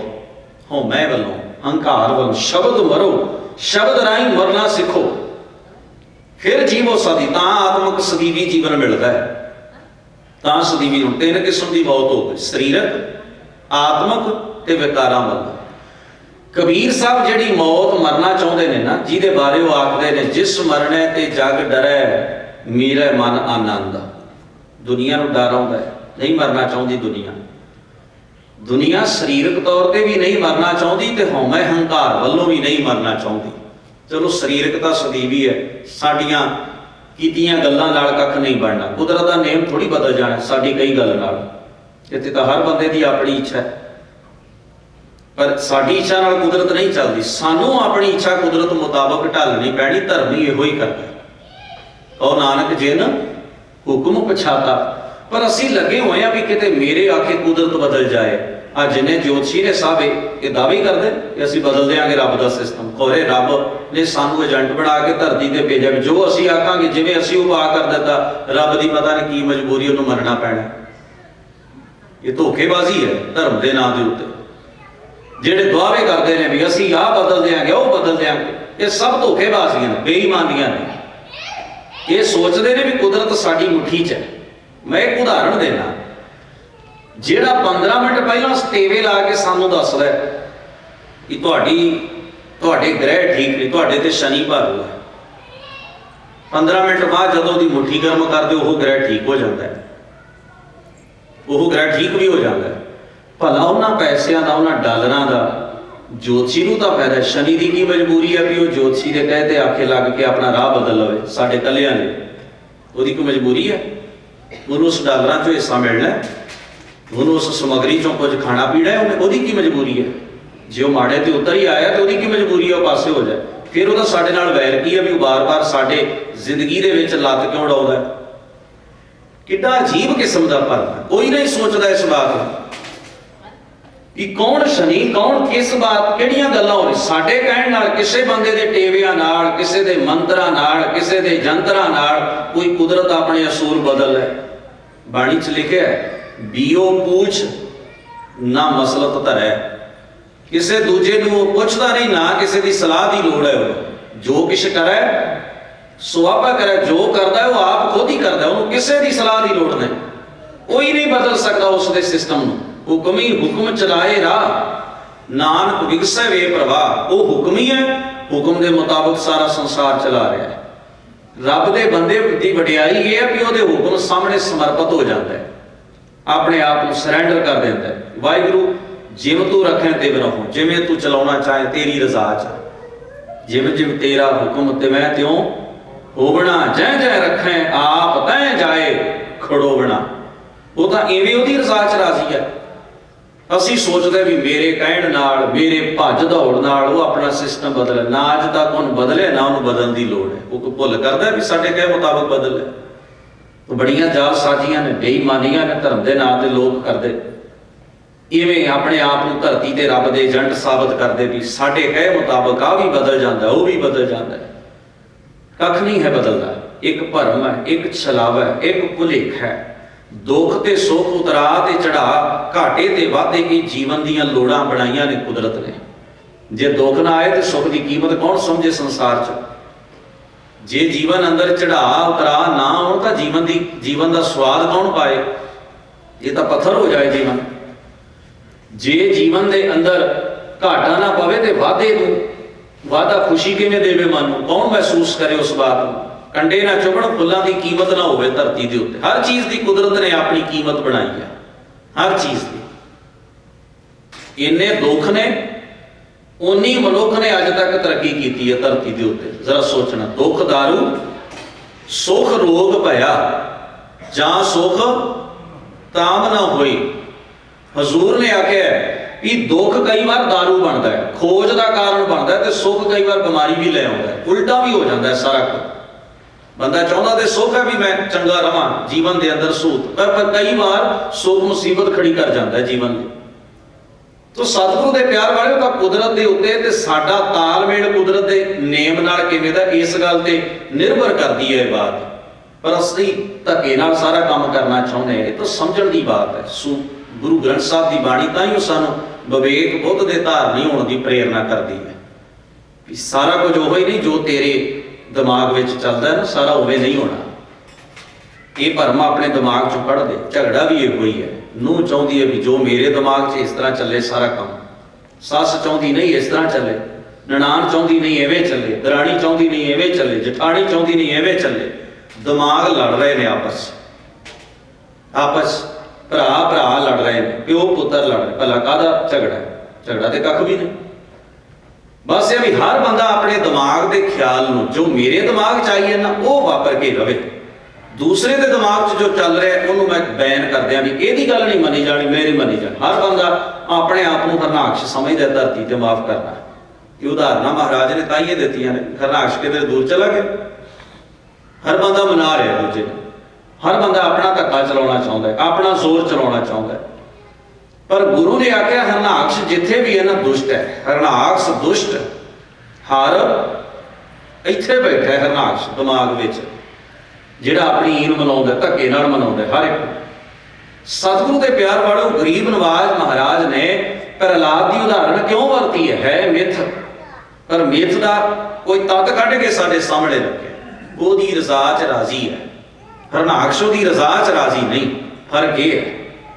ਇਸ ਕਰਕੇ ਮਹਾਰਾਜ ਨੇ ਸਾਨੂੰ ਆਖਿਆ, ਰਾਮ ਜਪੋ ਜੀ ਐਸੇ ਐਸੇ, ਧਰੂ ਪ੍ਰਹਲਾਦ ਜਪਿਓ ਹਰ ਜੈਸੇ। ਸਾਰਾ ਤੱਤ ਕੱਢ ਕੇ ਸਾਡੇ ਸਾਹਮਣੇ ਰੱਖਿਆ। ਹੁਣ ਸਤਿਗੁਰੂ ਜੀ ਬਾਣੀ ਦੇ ਵਿੱਚ ਇਹ ਤਿੰਨ ਕਿਸਮ ਦੀ ਮੌਤ ਦਾ ਜ਼ਿਕਰ ਕਹਿੰਦੇ। ਦੁਨੀਆ ਨਹੀਂ ਮਰਨਾ ਚਾਹੁੰਦੀ, ਨਾ ਸਰੀਰਕ ਰੂਪ ਵਿੱਚ, ਨਾ ਵਿਕਾਰਾਂ ਵੱਲ। ਵਿਕਾਰ ਚੰਗਾ ਲੱਗਦਾ, ਛੱਡਿਆ ਨਹੀਂ ਜਾਂਦਾ। ਤੁਸੀਂ ਕਿਸੇ ਨੂੰ ਕਹਿ ਲਓ ਵੀ ਆਹ ਗੁਰਮਤਿ ਦੀ ਮਰਿਆਦਾ ਨਹੀਂ, ਆਹ ਕੰਮ ਆਪਾਂ ਨਹੀਂ ਕਰਨਾ, ਨਸ਼ਾ ਨਾ ਪਿਆਓ ਤਾਂ ਵੀ ਵਿਆਹ ਹੋ ਹੀ ਜਾਣਾ। ਜਿਹੜੇ ਨਸ਼ੇ ਨਹੀਂ ਪਿਆਉਂਦੇ ਉਹਨਾਂ ਦਾ ਵੀ ਤਾਂ ਵਿਆਹ ਹੋ ਹੀ ਜਾਂਦਾ ਹੈ ਨਾ। ਐਵੇਂ ਲੱਖਾਂ ਡਾਲਰ ਆਪਣੀ ਜ਼ਿੰਦਗੀ 'ਚ ਮਿਹਨਤ ਦੀ ਕਮਾਈ ਹੱਟ ਭੰਨ ਕੇ ਤੁਸੀਂ ਕਮਾਏ ਆ, ਐਵੇਂ ਰੋੜੀ ਤੁਰੇ ਜਾਂਦੇ ਹੋ, ਨਸ਼ੇ ਕੀ ਫਾਇਦਾ ਨਿਕਲੇਗਾ ਇਹਦਾ? ਕੋਈ ਨਸ਼ੇ ਨਾਲ ਅਮਰ ਹੋਇਆ ਅਜੇ ਤੱਕ? ਕੋਈ ਸੁਖੀ ਹੋਇਆ? ਘਰ ਟੁੱਟੇ ਹੀ ਨਹੀਂ ਅਜੇ ਤੱਕ ਨਸ਼ੇ ਨਾਲ, ਜੁੜਿਆ ਕੋਈ ਨਹੀਂ। ਧਿਆਨ ਦੇਣਾ, ਜੁੜਿਆ ਕੋਈ ਨਹੀਂ। ਜੀਵਨ ਦੇ ਅੰਦਰ ਖਰਾਬੀ ਤਾਂ ਪੈਦਾ ਹੋਈ ਹੋਵੇਗੀ, ਸਵਰਿਆ ਕੋਈ ਹੋਵੇ ਨਸ਼ਾ ਪੀ ਕੇ। ਤੁਸੀਂ ਵੇਖੋ ਕੋਈ ਇੱਕ ਉਦਾਹਰਨ ਤੁਹਾਨੂੰ ਮਿਲ ਜਾਏ ਵੀ ਇਹ ਸਵਰ ਕੇ ਅੱਗੇ ਬੰਦਾ ਮਾੜਾ ਸੀ, ਹੁਣ ਨਸ਼ਾ ਕਰਕੇ ਡਰਿੰਕ ਕਰਕੇ ਚੰਗਾ ਬਣ ਗਿਆ, ਡਰੱਗ ਕਰਕੇ ਚੰਗਾ ਬਣ ਗਿਆ। ਪਰ ਨਹੀਂ, ਅਸੀਂ ਆਖਦੇ ਜੀ ਫਿਰ ਅਸੀਂ ਖੁਸ਼ੀ ਕਿਵੇਂ ਕਰਾਂਗੇ? ਫਿਰ ਅਸੀਂ ਖੁਸ਼ੀ ਕਿਵੇਂ ਕਰਾਂਗੇ ਜੇ ਅਸੀਂ ਆਪਣੇ ਵਿਆਹ ਤੇ ਬੱਚੇ ਬੱਚੀ ਦੇ ਵਿਆਹ ਦੇ ਉੱਤੇ ਨਸ਼ਾ ਨਾ ਕੀਤਾ, ਨਾ ਵੰਡਿਆ, ਜੇ ਅਸੀਂ ਇਹੋ ਜਿਹਾ ਲੱਚਰਤਾ ਵਾਲੇ ਕੰਮ ਨਾ ਕੀਤੇ, ਫਿਰ ਅਸੀਂ ਖੁਸ਼ੀ ਕਿਵੇਂ ਕਰਾਂਗੇ? ਫਿਰ ਅਸੀਂ ਬੱਚੇ ਦਾ ਜਨਮ ਦਿਨ ਕਿਵੇਂ ਮਨਾਵਾਂਗੇ? ਨਵਾਂ ਘਰ ਲਿਆ, ਫਿਰ ਅਸੀਂ ਖੁਸ਼ੀ ਕਿਵੇਂ ਪ੍ਰਗਟ ਕਰਾਂਗੇ? ਜ਼ਹਿਰ ਪੀ ਕੇ ਅਸੀਂ ਖੁਸ਼ੀ ਪ੍ਰਗਟ ਕਰ, ਕੋਈ ਮਰਨਾ ਚਾਹੁੰਦਾ ਇਸ ਪੱਖੋਂ? ਇਹਨੂੰ ਛੱਡਣਾ ਹੀ ਇਸ ਪੱਖੋਂ ਮਰ ਜਾਣਾ ਹੈ, ਵਿਕਾਰ ਵੱਲੋਂ ਉੱਪਰ ਉੱਠ ਜਾਣਾ, ਇਹਨੂੰ ਮਰਨਾ ਆਖਿਆ। ਕੋਈ ਨਹੀਂ ਮਰਨਾ ਚਾਹੁੰਦਾ। ਤੁਸੀਂ ਸਿੱਖ ਪਰਿਵਾਰਾਂ ਨੂੰ ਕਹਿ ਕੇ ਵੇਖ ਲਓ ਵੀ ਆਹ ਰਿੰਗ ਸੈਰੇਮਨੀ ਨਾ ਵੀ ਕਰੋ ਤੇ ਅਸਲ ਆਨੰਦ ਕਾਰਜ ਤਾਂ ਤੁਹਾਡਾ ਗੁਰੂ ਗ੍ਰੰਥ ਸਾਹਿਬ ਦੇ ਜ਼ੂਰ ਹੋ ਹੀ ਜਾਣਾ। ਕਿ ਈਸਾਈਆਂ ਵਾਲਾ ਵਿਆਹ ਤਾਂ ਤੁਸੀਂ ਪਹਿਲਾਂ ਹੀ ਕਰਨਾ ਚਾਹੁੰਦੇ ਹੋ, ਪਹਿਲਾਂ ਹੀ ਕਰ ਆਉਂਦੇ ਹੋ, ਚੁੰਨੀ ਵੀ ਚੜਾ ਆਉਂਦੇ ਹੋ, ਪਾਰਸੀਆਂ ਵਾਂਗ ਤੁਸੀਂ ਜੈਮਾਲਾ ਵੀ ਪਾਉਂਦੇ ਹੋ, ਸਨਾਤਨੀ ਮਾਤਾ ਵੀ ਸਾਰੇ ਧਰਮਾਂ ਦੇ ਕੰਮ ਕਰਕੇ ਫਿਰ ਤੁਸੀਂ ਥੱਕੇ ਟੁੱਟੇ ਗੁਰੂ ਗ੍ਰੰਥ ਸਾਹਿਬ ਕੋਲ ਆਉਂਦੇ ਹੋ। ਉੱਥੇ ਤੁਹਾਡੇ ਕੋਲ ਫਿਰ ਟਾਈਮ ਕੋਈ ਨਹੀਂ ਹੁੰਦਾ। ਤਾਂ ਇਹ ਜੇ ਤੁਸੀਂ ਨਾ ਕਰੋ ਤੇ ਅਸਲ ਆਨੰਦ ਕਾਰਜ ਲਈ ਉਹੀ ਸਮਾਂ ਕੱਢ ਲਓ, ਘੰਟਾ ਡੇਢ ਘੰਟਾ। ਕੋਈ ਗੁਰੂ ਰਾਮਦਾਸ ਮਹਾਰਾਜ ਦੀਆਂ ਲਾਵਾਂ ਪੜ੍ਹੀਆਂ ਜਾਣੀਆਂ, ਉਹ ਸੁਣਦੇ ਲਓ ਵੀ ਕੀ ਕਹਿੰਦੇ ਨੇ ਮਹਾਰਾਜ। ਜਿੱਥੇ ਤੁਹਾਡਾ ਅਸਲ ਆਨੰਦ ਕਾਰਜ ਹੋਣਾ ਉੱਥੇ ਤਾਂ ਤੁਹਾਡੇ ਕੋਲ ਸਮਾਂ ਕੋਈ ਨਹੀਂ, ਕੋਈ ਨਹੀਂ ਜੀ ਛੱਡਣਾ ਚਾਹੁੰਦਾ। ਲੋਕ ਇਲਾਜ ਹੈ, ਆਪਣਾ ਨੱਕ ਵੱਡਾ ਕਰਨ ਦੇ ਚੱਕਰ ਦੇ ਵਿੱਚ ਹਰ ਚਾਹੁੰਦੇ ਜੀ ਦੂਸਰਿਆਂ ਕੀ ਕਹਿਣਗੇ ਸਾਨੂੰ, ਉਹ ਕੀ ਆਖਣਗੇ। ਇਹ ਉੜੇ ਥੋੜੇ ਨੇ, ਇਹ ਨਾ ਵੀ ਨਹੀਂ ਕੀਤਾ, ਵੀ ਨਹੀਂ ਕੀਤਾ, ਵੀ ਨਹੀਂ ਕੀਤਾ, ਵੀ ਨਹੀਂ ਕੀਤਾ। ਗੁਰੂ ਵੱਲੋਂ ਭਾਵੇਂ ਝੂਠੇ ਪੈ ਜਾਈਏ, ਆਂਢ ਗੁਆਂਢ ਵੱਲੋਂ ਅਸੀਂ ਝੂਠੇ ਨਹੀਂ ਪੈਣਾ ਚਾਹੁੰਦੇ। ਆਂਢ ਗੁਆਂਢ ਵੱਲੋਂ, ਰਿਸ਼ਤੇਦਾਰੀਆਂ ਵੱਲੋਂ ਝੂਠੇ ਨਹੀਂ। ਇਹ 'ਚ ਝੂਠੇ ਪੈਣ ਵਾਲੀ ਕਿਹੜੀ ਗੱਲ ਸੀ? ਇਹ ਤਾਂ ਸਹੀ ਸੇਧ ਦੀ ਗੱਲ ਹੈ ਨਾ। ਇੱਕ ਕਰੇ, ਦੋ ਕਰੇ, ਚਾਰ ਕਰਨ, 10 ਕਰ ਨਾ ਭਈ ਸਮਾਜ ਵਿੱਚ ਚੰਗੀ ਪਿਰਤ ਪੈ ਜਾਏ। ਪਰ ਚੰਗੀ ਪਿਰਤ ਵਾਲੇ ਪਾਸੇ ਪੈਰ ਪੁੱਟਣ ਲੱਗਿਆਂ ਨੱਕ ਨਮੂਜ ਛੱਡਣਾ ਪੈਂਦਾ ਹੈ। ਇਸ ਪੱਖੋਂ ਬੰਦਾ ਨਹੀਂ ਉੱਤੇ ਉੱਠਣਾ ਚਾਹੁੰਦਾ। ਜਿਸ ਮਰਨੇ ਤੇ ਜਗ ਡਰੈ ਮੇਰਾ ਮਨ ਆਨੰਦ। ਕਬੀਰ ਸਾਹਿਬ ਕਹਿੰਦੇ ਮੈਨੂੰ ਤਾਂ ਖੁਸ਼ੀ ਚੜ੍ਹਦੀ ਹੈ, ਚਾਅ ਚੜ੍ਹਦਾ ਹੈ ਕਿ ਇਹ ਤਾਂ ਚੰਗਾ ਕੰਮ ਹੈ, ਕਰ ਲਿਆ ਜਾਏ। ਕਿਉਂਕਿ ਸਾਂਝ ਚੰਗਿਆਈ ਨਾਲ ਹੈ, ਸਾਡੀ ਸਾਂਝ ਨੱਕ ਨਮੂਜ ਨਾਲ ਹੈ, ਲੋਕਾਚਾਰ ਨਾਲ ਹੈ। ਮਹਾਰਾਜ ਨੇ ਆਖਿਆ ਪਰ ਹਰ ਲੋਭ ਹਰ ਲੋਕਾਚਾਰ। ਲੋਕਾਚਾਰ ਲੋਕ ਵਿਹਾਰ ਨੂੰ ਛੱਡ ਦੇ ਵੀ ਦੁਨੀਆ ਕੀ ਚਾਹੁੰਦੀ ਹੈ। ਦੁਨੀਆ ਤਾਂ ਜਦੋਂ ਤੂੰ ਭੁੱਖਾ ਸਾਂ ਤਦੋਂ ਵੀ ਤੇਰੇ ਤੇ ਵਿਅੰਗ ਕੱਸਦੀ ਸੀ ਕਿ ਕੰਗਾਲ ਹੈ, ਨੇੜੇ ਨਹੀਂ ਸੀ ਬਹਿੰਦੀ। ਤੇਰੇ ਕੋਲ ਜ਼ਿਆਦਾ ਹੋਇਆ ਦੁਨੀਆ ਨੇ ਤਾਂ ਵੀ ਖੁਸ਼ ਨਹੀਂ ਹੋਣਾ। ਲੋਕਾਂ ਨੇ ਆਖਣਾ ਜ਼ਰੂਰ ਬੇਈਮਾਨੀ ਕੀਤੀ ਹੋਣੀ ਹੈ, ਠੱਗੀ ਮਾਰੀ ਹੋਣੀ, ਨਹੀਂ ਤਾਂ ਇਹਦੇ ਕੋਲ ਇਹ ਚੀਜ਼ ਕਿੱਥੋਂ ਆ ਗਈ। ਦੁਨੀਆ ਨਾ ਤੈਨੂੰ ਭੁੱਖਾ ਵੇਖ ਕੇ ਖੁਸ਼ ਹੈ, ਨਾ ਤੈਨੂੰ ਰੱਜਿਆ ਵੇਖ ਕੇ ਖੁਸ਼ ਹੈ। ਜਦੋਂ ਤੂੰ ਮੂਰਖ ਸਾਂ ਉਦੋਂ ਵੀ ਦੁਨੀਆ ਆਖਦੀ ਸੀ ਮੂਰਖ ਹੈ ਉਹ, ਇਹਦੇ ਕੋਲ ਕਾਹਤੋਂ ਬਹਿਣਾ। ਹੁਣ ਤੂੰ ਜ਼ਿਆਦਾ ਸਿਆਣੀ ਗੱਲ ਕਰੇਗਾ ਦੁਨੀਆ ਨੇ ਤਾਂ ਵੀ ਤੇਰੇ ਤੇ ਰੀਝਣਾ ਕੋਈ ਨਹੀਂ। ਕਬੀਰ ਸਾਹਿਬ ਨੇ ਐਵੇਂ ਥੋੜੀ ਆਖਿਆ, ਕਹਿਤ ਕਬੀਰ ਸੁਨੋ ਰੇ ਲੋਈ ਅਬ ਤੁਮਰੀ ਪ੍ਰਤੀਤ ਨਾ ਹੋਈ। ਮੈਂ ਤਾਂ ਸੱਚ ਦੇ ਰਾਹ ਤੇ ਚੱਲਾਂਗਾ, ਤੇਰੇ ਤੇ ਮੈਨੂੰ ਕੋਈ ਭਰੋਸਾ ਨਹੀਂ, ਤੂੰ ਕੀ ਆਖਣਾ ਤੂੰ ਕਹੀ ਜਾ। ਲੋਕਨ ਕੀ ਚਤੁਰਾਈ ਉਪਮਾ ਤੇ ਬੈਸੰਤਰ ਜਾਰ। ਕੋਈ ਭਲਾ ਕਹੋ ਭਾਵੇਂ ਬੁਰਾ ਕਹੋ, ਹਮ ਤਨ ਦਿਓ ਹੈ ਢਾਰ। ਮੈਨੂੰ ਹੁਣ ਦੁਨੀਆ ਦੀ ਪਰਵਾਹ ਕੋਈ ਨਹੀਂ। ਉਸਤਤ ਨਿੰਦਾ ਦੂ ਤੇ ਆਗੇ ਖੋਜੈ ਪਦ ਨਿਰਵਾਨਾ। ਜਨ ਨਾਨਕੇ ਖੇਲ ਕਠਨ ਹੈ, ਪਰ ਹੈ ਤੇ ਔਖਾ ਹੈ ਛੱਡਣਾ, ਕਿਉਂਕਿ ਸਾਰਾ ਜੀਵਨ ਹੀ ਇਹਦੇ ਆਧਾਰ ਤੇ ਚੱਲ ਰਿਹਾ। ਜੀ ਇਸੇ ਕਰਕੇ ਰਹੇ ਹਾਂ, ਕੋਈ ਵਡਿਆਈ ਕਰੇ, ਕਿਸੇ ਦੀ ਅਸੀਂ ਨਿੰਦਾ ਕਰੀਏ, ਕੰਮ ਚੱਲੀ ਜਾਏ। ਗਰੀਬ ਨਵਾਜ ਮਹਾਰਾਜ ਬਾਣੀ ਦੇ ਵਿੱਚ ਆਖ ਰਹੇ ਨੇ, ਕਹਿੰਦੇ ਮੇਰੇ ਮਨ 'ਚ ਖੁਸ਼ੀ ਚਾਹ ਚੜ੍ਹਦਾ, ਮੇਰੇ ਮਨ ਆਨੰਦ ਮਰਨਾ ਹੀ ਤੇ ਪਾਈਐ ਪੂਰਨ ਪਰਮਾਨੰਦ। ਵਿਕਾਰ ਤੋਂ ਉੱਪਰ ਉੱਠ ਖਲੋਣ ਵਾਲੀ ਪਰਮਾਨੰਦ ਦੀ ਪ੍ਰਾਪਤੀ ਹੁੰਦੀ ਹੈ। ਇੱਕ ਜਗ੍ਹਾ ਤੋਂ ਨਹੀਂ ਵੀ ਕਿਹਾ, ਕਬੀਰ ਮਰਦਾ ਮਰਦਾ ਜਗ ਮੁਆ। ਆਤਮਕ ਮੌਤ ਤੇ ਮਰਦਾ ਸੰਸਾਰ, ਵਿਕਾਰਾਂ 'ਚ ਖਚਤ ਹੋ ਕੇ, ਪਰ ਮਰ ਵੀ ਨਾ ਜਾਣੇ ਕੋਈ। ਪਰ ਮਰਨਾ ਨਹੀਂ ਜਾਣਦਾ ਵੀ ਜੇ ਅਸਲ ਮੌਤ ਨੂੰ ਗਲ ਲਾ ਲੈਂਦਾ ਹੈ, ਵਿਕਾਰਾਂ ਵੱਲੋਂ ਉੱਚਾ ਉੱਠ ਖਲੋਂਦਾ ਤੇ ਸੁਰਤੀ ਕਰਕੇ ਮਰਦਾ ਨਾ ਸੰਸਾਰ। ਅੰਦਰੋਂ ਤਾਂ ਮਰਿਆ ਪਿਆ, ਲਾਸ਼ਾਂ ਦੇ ਵਿੱਚੋਂ ਬਦਬੂ ਆਉਂਦੀ ਹੈ, ਜਿਵੇਂ ਇਵੇਂ ਇਹਦੇ ਚੋਂ ਔਗਣਾਂ ਦੀ ਬਦਬੂ ਉੱਠਦੀ ਹੈ। ਜਿਉਂਦਾ ਹੀ ਲਾਸ਼ ਸਮਾਨ ਹੈ, ਜੀਵੰਦੜੋ ਮੋਇਓ ਹੈ, ਜਿਉਂਦਾ ਮਰਿਆ ਸਮਾਨ। ਗਰੀਬ ਨਵਾਜ ਆਖਦੇ ਨੇ ਵੀ ਮਰ ਵੀ ਨਾ ਜਾਣਿਆ ਕੋਏ, ਐਸੇ ਮਰਨੇ ਜੋ ਮਰੈ ਬਹੁਰ ਨਾ ਮਰਨਾ ਹੋਏ। ਜੇ ਵਿਕਾਰਾਂ ਵੱਲੋਂ ਉੱਪਰ ਉੱਠ ਖਲੋਂਦਾ ਤੇ ਆਤਮਕ ਮੌਤੇ ਨਾ ਮਰਦਾ। ਕਬੀਰ ਜਾਂ ਦਿਨ ਹਉ ਮੂਆ ਪਾਛੈ ਭਇਆ ਆਨੰਦ। ਜਿਸ ਦਿਨ ਮੈਂ ਵਿਕਾਰਾਂ ਤੋਂ ਉੱਪਰ ਉੱਠਿਆ, ਮੇਰੇ ਜੀਵਨ ਦੇ ਅੰਦਰ ਖੁਸ਼ੀ ਆ ਗਈ, ਆਨੰਦ ਖੇੜਾ ਆ ਗਿਆ। ਔਰ ਮੋਹੇ ਮਿਲਿਓ ਪ੍ਰਭ ਆਪਣਾ, ਸੰਗੀ ਭਜੈ ਗੋਬਿੰਦ। ਮੈਨੂੰ ਤਾਂ ਸੱਚ ਨਾਲ ਮੇਰੇ ਮਨ ਦੀ ਸਾਂਝ ਬਣ ਗਈ ਹੈ। ਸੰਗੀ ਦਾ ਭਾਵ ਗਿਆਨ ਇੰਦਰੇ ਹੁਣ ਰੱਬ ਦੇ ਨਾਮ 'ਚ ਜੁੜੇ ਪਏ ਨੇ। ਸਤਿਗੁਰੂ ਜੀ ਬਾਣੀ 'ਚ ਆਖ ਰਹੇ ਨੇ, ਕਬੀਰ ਸਾਹਿਬ ਦਾ ਇਹ ਸ਼ਬਦ ਹੈ, ਉਹ ਆਖਦੇ ਨੇ ਅਬ ਕੈਸੇ ਮਰੋ ਮਰਨ ਮਨ ਮਾਨਿਆ। ਮੇਰਾ ਮਨ ਕਰਦਾ ਵੀ ਮੈਂ ਮਰ ਜਾਵਾਂ, ਵਿਕਾਰਾਂ ਤੋਂ ਉੱਪਰ ਉੱਠਾਂ, ਪਰ ਮਰ ਮਰ ਜਾਤੇ ਜਿਨ ਰਾਮ ਨਾ ਜਾਣਿਆ। ਮਰਦੀ ਦੁਨੀਆ ਵੀ, ਪਰ ਦੁਨੀਆ ਆਤਮਕ ਮੌਤੇ ਮਰਦੀ ਹੈ। ਜ਼ਮੀਰ ਦੇ ਤੌਰ ਤੇ ਮਰੀ ਹੋਈ ਹੈ ਦੁਨੀਆ, ਕੋਈ ਜ਼ਮੀਰ ਜਾਗਦੀ ਨਹੀਂ, ਕੋਈ ਆਤਮਾ ਦੀ ਟੁੰਬੜ ਨਹੀਂ ਹੈ ਅੰਦਰ, ਕੋਈ ਅੰਦਰੋਂ ਗੁਣਾਂ ਦੀ ਹਲਚਲ ਨਹੀਂ, ਬਸ ਅੰਦਰੋਂ ਡੈਡ ਹੈ ਬੰਦਾ, ਬੁਰੀ ਤਰ੍ਹਾਂ ਨਾਲ ਮਰਿਆ ਪਿਆ। ਵਿਕਾਰਾਂ ਤੋਂ ਉੱਪਰ ਨਹੀਂ ਉੱਠਦਾ, ਵਿਕਾਰਾਂ ਦਾ ਜ਼ਹਿਰ ਪੀ ਕੇ ਮਰਦਾ ਜਾਂਦਾ। ਮਰ ਮਰ ਜਾਤੇ ਜਿਨ ਰਾਮ ਨਾ ਜਾਣਿਆ। ਭਟਕ ਰਹੇ ਨੇ ਲੋਕ ਮਰੇ ਹੋਏ, ਇਹ ਭੂਤ ਹੀ ਨੇ। ਲੋਕ ਪੁੱਛਦੇ ਗੁਰਬਾਣੀ ਭੂਤਾਂ ਨੂੰ ਮੰਨਦੀ ਹੈ? ਮੰਨਦੀ ਹੈ ਜੀ, ਜ਼ਰੂਰ ਮੰਨਦੀ ਹੈ। ਗੁਰਬਾਣੀ ਨੇ ਕਿੱਥੇ ਆਖਿਆ ਵੀ ਭੂਤ ਨਹੀਂ ਹੁੰਦੇ? ਪਰ ਪੁੱਛੋ ਗੁਰੂ ਗ੍ਰੰਥ ਸਾਹਿਬ ਨੂੰ, ਹਜ਼ੂਰ ਆਖਦੇ ਕਲੀ ਅੰਦਰ ਨਾਨਕਾ ਜਿੰਨਾ ਦਾ ਅਵਤਾਰ, ਪੁੱਤ ਜਨੂਰਾ ਧੀ ਜਨੂਰੀ, ਜੋਰੂ ਜਿੰਨਾ ਦਾ ਸਿਕਦਾਰ। ਕਲ ਮੈਂ ਪ੍ਰੇਤ ਜਿਨੀ ਰਾਮ ਨਾ ਪਛਾਤਾ। ਕਬੀਰ ਜੇ ਘਰ ਸਾਧਨਾ ਸੇਵੀਐ ਹਰ ਕੀ ਸੇਵਾ ਨਾਹੀ, ਤੇ ਘਰ ਮਰਹਟ ਸਾਰ ਕੇ ਭੂਤ ਬਸੈ ਤਿਨ ਮਾਹੀ। ਮੰਨਦੀ ਕਿਉਂ ਨਹੀਂ? ਮੰਨਦੇ ਰਹੀ ਹੈ ਗੁਰਬਾਣੀ, ਦੱਸਦੇ ਰਹੀ ਵੀ ਭੂਤ ਹੁੰਦੇ ਨੇ। ਪਰ ਗੁਰਬਾਣੀ ਆਖਦੀ ਆ ਜਿਹੜੇ ਸੁਰਤੀ ਕਰਕੇ ਡਿਸਟਰਬ ਨੇ ਬੰਦੇ, ਕੋਈ ਗੁਣ, ਕੋਈ ਨੇਕੀ, ਕੋਈ ਸਬਰ ਸੰਤੋਖ ਜੀਵਨ 'ਚ ਨਹੀਂ। ਪਤਾ ਨਹੀਂ ਕਿਹੜੇ ਵੇਲੇ ਪਿਓ ਪੁੱਤਰ ਦੇ ਗਲ ਪੈ ਜਾਏ, ਜਾਂ ਬਾਪ ਹੀ ਐਸਾ ਕਰਮ ਕਰੇ ਵੀ ਪੁੱਤਰ ਨੂੰ ਨਮੋਸ਼ੀ ਆ ਜੇ। ਸਭ ਭੂਤ ਨਹੀਂ ਨੇ, ਹੋਰ ਕੀ ਨੇ? ਉਹ ਘਰ ਮੜੀਆਂ ਨੇ। ਮਹਾਰਾਜ ਦੀ ਬਾਣੀ ਨੇ ਆਖਿਆ, ਤੇ ਘਰ ਮਰਹਟ ਸਾਰ ਕੇ। ਉਹ ਘਰ, ਮਰਹਟ ਦਾ ਮਤਲਬ ਹੁੰਦਾ ਵੀ ਮੜੀਆਂ ਸ਼ਮਸ਼ਾਨ ਭੂਮੀ ਦੇ ਸਮਾਨ ਨੇ। ਭੂਤ ਬਸੈ ਤਿਨ ਮਾਏ। ਉਸ ਘਰ 'ਚ ਭੂਤ ਨਹੀਂ ਰਹਿੰਦੇ ਨੇ, ਹੋਰ ਕੌਣ ਰਹਿੰਦਾ? ਜਿੱਥੇ ਬਾਪ ਨੇ ਰੱਜੇ ਨੇ ਆਉਣਾ ਸ਼ਰਾਬ ਪੀ ਕੇ, ਤੇ ਜਦੋਂ ਉਹਨੇ ਬੈਲ ਵਜਾਈ ਨਿਆਣਿਆਂ ਨੇ ਉਸੇ ਵੇਲੇ ਦਰਵਾਜ਼ਿਆਂ ਉਹਲੇ ਹੋ ਜਾਣਾ। ਕਿਹਦੇ ਤੋਂ ਡਰ? ਭੂਤ ਨਹੀਂ ਤਾਂ ਹੈ। ਭਰਾ ਭਰਾ ਦਾ ਅੰਗੂਠਾ ਲਵਾ ਕੇ, ਸਾਈਨ ਕਰਾ ਕੇ, ਹੱਕ ਮਾਰ ਕੇ ਲੈ ਗਏ। ਦੱਸੋ ਹੋਰ ਉਹਨੂੰ ਕਿਹੜਾ ਭੂਤ ਚੰਬੜਨਾ? ਬਾਕੀ ਚੰਬੜਿਆ ਤਾਂ ਹੋਇਆ।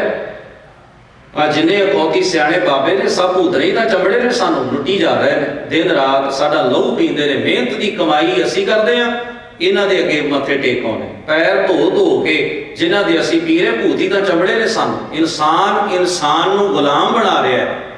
ਦੱਸੋ ਹੋਰ ਕਿਹੜਾ ਭੂਤ ਚੰਬੜੇ? ਇਹ ਜਿਹੜੇ ਚੰਬੜੇ ਨੇ, ਇਹਨਾਂ ਤੋਂ ਕਿਵੇਂ ਮੁਕਤੀ ਪਾਈਏ? ਕੱਲ ਮੈਂ ਪ੍ਰੇਤ ਜਿਨੀ ਰਾਮ ਨਾ ਪਛਾਤਾ।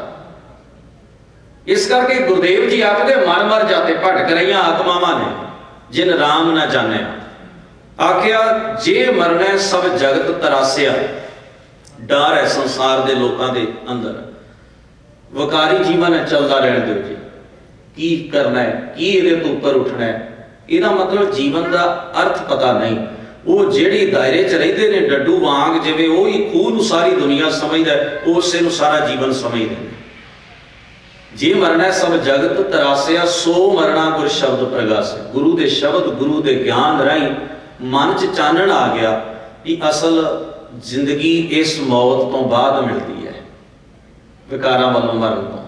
ਸ਼ਬਦ ਮਰੋ ਫਿਰ ਜੀਵੋ ਸਦਹੀ। ਅਸਲ ਜੀਵਨ ਤੇ ਉੱਥੇ ਮਿਲਦਾ ਹੈ, ਅਸਲ ਜੀਵਨ ਉੱਥੇ ਮਿਲਦਾ ਹੈ ਜਦੋਂ ਇਸ ਪਾਸੋਂ ਸ਼ਬਦ ਦੇ ਰਾਹੀਂ ਆਪਾ ਭਾਵ ਦੀ ਮੌਤ ਹੋ ਜਾਏ, ਆਪਾ ਭਾਵ ਮਰ ਜਾਏ। ਅੰਦਰੋਂ ਹਉਮੈ, ਹੰਤਾ, ਹੰਕਾਰ, ਵਿਕਾਰ, ਆਪਣੀ ਨਿਜ ਮਤ ਨੂੰ ਪਾਸੇ ਰੱਖਦਾ ਹੈ ਬੰਦਾ, ਤੇ ਗੁਰੂ ਦੀ ਮਤ ਵਾਲਾ ਹੋ ਜਾਏ। ਸ਼ਬਦ ਮਰੋ ਫਿਰ ਜੀਵੋ ਸਦਹੀ। ਕਹਿੰਦੇ ਮਰਨੋਂ ਮਰਨ ਕਹੇ ਸਭ ਕੋਈ। ਸਾਰੀ ਦੁਨੀਆ ਆਖਦੀ ਹੈ ਮਰਨਾ ਮਰਨਾ, ਪਰ ਲੋਕ ਇਹਦਾ ਭੇਤ ਨਹੀਂ ਜਾਣਦੇ, ਇਹਦਾ ਮਰਮ ਨਹੀਂ ਜਾਣਦੇ, ਅਰਥ ਨਹੀਂ ਜਾਣਦੇ। ਸਹਿਜੇ ਮਰੈ ਅਮਰ ਹੋਏ ਸੋਈ। ਆਤਮਿਕ ਤੌਰ ਤੇ ਜਿਉਂਦਾ ਉਹੀ ਹੈ। ਅਮਰ ਦਾ ਮਤਲਬ ਆਤਮਿਕ ਤੌਰ ਤੇ ਜਿਉਂਦਾ ਉਹੀ ਹੈ ਜਿਹੜਾ ਸਹਿਜ ਦੇ ਜੀਵਨ ਨੂੰ ਜਿਉਣ ਵਾਸਤੇ ਸ਼ਬਦ ਰਾਹੀਂ ਮਰ ਜਾਂਦਾ ਹੈ। ਕਹੋ ਕਬੀਰ ਮਨ ਭਇਆ ਆਨੰਦਾ। ਇਹ ਕਬੀਰ ਆ, ਹੁਣ ਤਾਂ ਮਨ ਅੰਦਰ ਖੇੜਾ ਹੈ, ਆਨੰਦ ਹੈ, ਵਿਗਾਸ ਹੈ। ਗਿਆ ਭਰਮ, ਭਰਮ ਦੂਰ ਹੋ ਗਿਆ, ਭੁਲੇਖਾ ਨਿਕਲ ਗਿਆ ਜੀਵਨ ਦਾ। ਉਹ ਭੁਲੇਖਾ ਗੁਰੂ ਨੇ ਆਪਣੇ ਸ਼ਬਦ ਰਾਹੀਂ ਕੱਢਿਆ। ਭੁਲੇਖਾ ਜੀਵਨ ਦਾ ਦੂਰ ਹੋ ਗਿਆ, ਰਹਿਆ ਪਰਮਾਨੰਦਾ। ਹੁਣ ਤਾਂ ਜੀਵਨ 'ਚ ਆਨੰਦ ਹੀ ਆਨੰਦ ਹੈ। ਭੁਲੇਖਾ ਸੀ, ਭਰਮ ਸੀ, ਮਰਮ ਨਹੀਂ ਸੀ, ਭੇਦ ਨਹੀਂ ਸੀ ਇਸ ਬਾਤ ਦਾ। ਭੇਦ ਗੁਰੂ ਨੇ ਸਮਝਾ ਦਿੱਤਾ ਹੈ। ਜਦੋਂ ਦਾ ਗੁਰੂ ਨੇ ਭੇਦ ਦੀ ਇਹ ਬਾਤ ਮੇਰੇ ਮਨ ਵਿੱਚ ਵਸਾਈ ਹੈ, ਗਿਆ ਭਰਮ ਚੁੱਕ ਗਏ, ਭੁਲੇਖੇ ਦੂਰ ਹੋ ਗਏ। ਹੁਣ ਲੋਕਾਂ ਨੂੰ ਚੰਗਾ ਲੱਗੇ ਚਾਹੇ ਨਾ ਲੱਗੇ, ਉਹ ਤਾਂ ਕਹਿੰਦੇ ਨੇ ਜਬ ਹਮ ਏਕੋ ਏਕ ਕਰ ਜਾਣਿਆ ਤਬ ਲੋਕਾਂ ਕਾਹੇ ਦੁੱਖ ਮਾਨਿਆ। ਲੋਕਾਂ ਨੂੰ ਤਾਂ ਤਕਲੀਫ ਹੁੰਦੀ ਹੈ ਕਿ ਕਬੀਰ ਹੈ ਕਿਉਂ ਕਹਿੰਦਾ ਹੈ, ਕਬੀਰ ਉਹ ਕਿਉਂ ਕਰਦਾ ਹੈ, ਤਕਲੀਫ ਤਾਂ ਹੈ। ਪਰ ਕਹਿਣ ਲੱਗੇ ਮੈਂ ਤੁਹਾਡੀ ਤਕਲੀਫ ਦੀ ਪਰਵਾਹ ਕਰਾਂ ਕਿ ਆਪਣੀ ਕਰਾਂ? ਮੈਂ ਤੁਹਾਡੀ ਤਕਲੀਫ ਦੀ ਮੈਨੂੰ ਪਰਵਾਹ ਨਹੀਂ। ਗਲਤ ਪਾਸੋਂ ਕਿਸੇ ਨੂੰ ਤਕਲੀਫ ਹੋਵੇ ਤੇ ਮੈਂ ਕੀ ਕਹਿ ਸਕਦਾ? ਆਖਦੇ ਜਬ ਹਮ ਏਕੋ ਏਕ ਕਰ ਜਾਣਿਆ ਤਬ ਲੋਕਾਂ ਕਾਹੇ ਦੁੱਖ ਮਾਨਿਆ। ਪਤਾ ਨਹੀਂ ਕਿਉਂ ਲੋਕਾਂ ਨੂੰ ਤਕਲੀਫ ਹੈ ਇਸ ਬਾਤ ਦੀ ਕਿ ਜੇ ਮੈਂ ਮੜੀਆਂ ਤੇ ਨਹੀਂ ਜਾਂਦਾ ਤੇ ਕੀ ਤਕਲੀਫ ਹੈ ਤੁਹਾਨੂੰ? ਜੇ ਮੈਂ ਮੂਰਤੀਆਂ ਨਹੀਂ ਪੂਜਦਾ ਤੁਹਾਨੂੰ ਕੀ ਪ੍ਰੋਬਲਮ ਹੈ ਭਾਈ? ਤੇ ਜੇ ਮੈਂ ਕਹਿੰਦਾ ਵੀ ਇੱਕ ਰੱਬ ਨੂੰ ਮੰਨੋ ਤਾਂ ਵੀ ਪ੍ਰੋਬਲਮ। ਪ੍ਰੋਬਲਮ ਕਿੱਥੇ ਨੇ? ਜਿੱਥੇ ਭਰਮ ਹੋਏਗਾ ਉੱਥੇ ਪ੍ਰੋਬਲਮ ਹੋਏਗੀ। ਸੱਚ ਤੋਂ ਹਮੇਸ਼ਾ ਬੰਦਾ ਕੰਨੀ ਕਤਰਾਏ। ਗਰੀਬ ਨਵਾਜ ਆਖਦੇ ਹੁਣ ਮੇਰਾ ਤੇ ਭਰਮ ਦੂਰ ਹੋ ਗਿਆ, ਪਰਮਾਨੰਦ ਮੇਰੇ ਮਨ ਅੰਦਰ ਹੈ, ਉਸ ਨੂੰ ਮੈਂ ਹੰਢਾ ਰਿਹਾ। ਧੰਨ ਗੁਰੂ ਗ੍ਰੰਥ ਸਾਹਿਬ ਮਹਾਰਾਜ ਐਸੀ ਕਿਰਪਾ ਬਖਸ਼ਿਸ਼ ਕਰਨ। ਸ਼ਬਦ ਮਰੋ ਫਿਰ ਜੀਵੋ ਸਦ ਹੀ ਦਾ, ਇਹ ਸਦੀਵੀ ਜੀਵਨ ਅੰਮ੍ਰਿਤ ਪੀਵੋ, ਸਦਾ ਚਿਰ ਜੀਵੋ। ਹਰ ਸਿਮਰਤ ਆਨੰਦ ਅਨੰਤਾ, ਰੰਗ ਤਮਾਸ਼ਾ ਪੂਰਨ ਆਸਾ, ਕਬੈ ਨਾ ਵਿਆਪੈ ਚਿੰਤਾ। ਇਹ ਜੀਵਨ ਦੀ ਦਾਤ ਜੋ ਸਤਿਗੁਰੂ ਗੁਰੂ ਗ੍ਰੰਥ ਸਾਹਿਬ ਬਖਸ਼ ਰਹੇ ਨੇ, ਅਸੀਂ ਇਸ ਨੂੰ ਹੰਢਾ ਸਕੀਏ, ਮਾਣ ਸਕੀਏ। ਹੋਈਆਂ ਭੁੱਲਾਂ ਚੁੱਕਾਂ ਦੀ ਖਿਮਾ ਧੰਨ ਗੁਰੂ ਗ੍ਰੰਥ ਸਾਹਿਬ ਮਹਾਰਾਜ ਬਖਸ਼ਣ, ਐਸੀ ਬੇਨਤੀ ਹੈ। ਸਭਨਾਂ ਦਾ ਧੰਨਵਾਦ। ਫਤਿਹ ਸਾਂਝੀ ਕਰੋ ਜੀ। ਵਾਹਿਗੁਰੂ ਜੀ ਕਾ ਖਾਲਸਾ, ਵਾਹਿਗੁਰੂ ਜੀ